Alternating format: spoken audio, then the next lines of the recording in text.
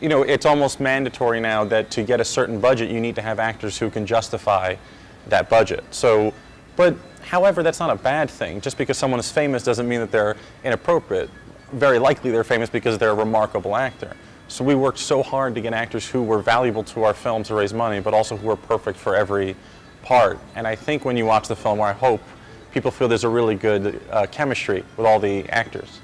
Because sometimes you can almost overcast a movie and you have too many famous people and it doesn't feel right, it's distracting, it takes you out of the movie.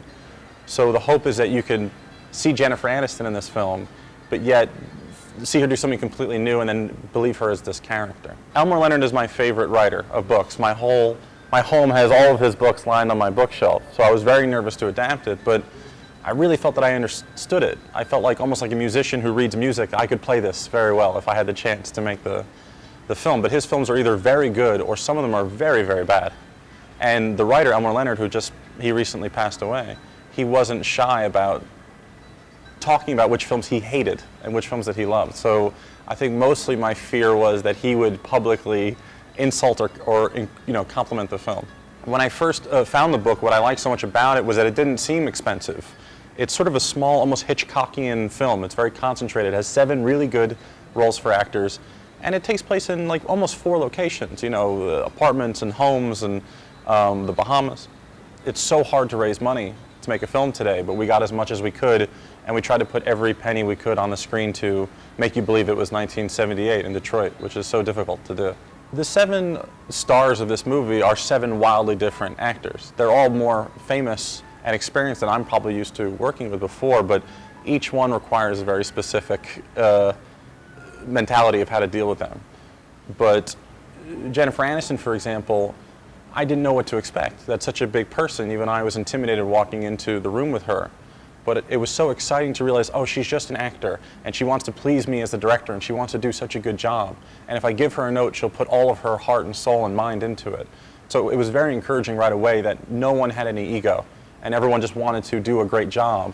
And if they felt that I was confident, that they would respond to me, and so that felt great. I'm a writer too, but I'm not as good of a writer as Elmore Leonard, so when I read it, I'm like, this is what I can't write. It's 7 wonderful parts.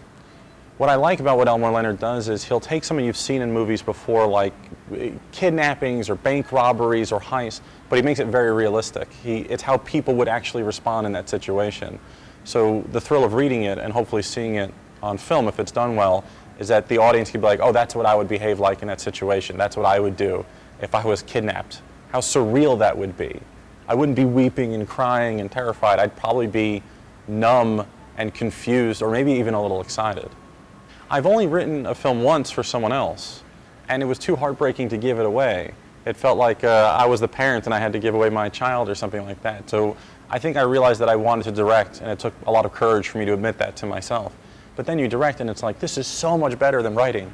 Writing is lonely and miserable, and directing you have so much support and everyone's so wonderful to collaborate with, and it's a lot of fun. It's a lot of control, which I like. All filmmakers like control to a certain extent. I'm not an actor, so I don't come from an acting background, so it's hard for me sometimes to communicate with actors exactly what I want. But coming from an editing background is really beneficial, because you know exactly what you need, what shots you need, when you have your performance you're ready to move on, and it just helps move fast. And time is a luxury that you just don't have on films now, because your budgets are usually as tight as they possibly can be, and you just don't have time to get it right the way a big studio movie does. So editing just helps me be efficient, I guess. And I love it. It's like my favorite part.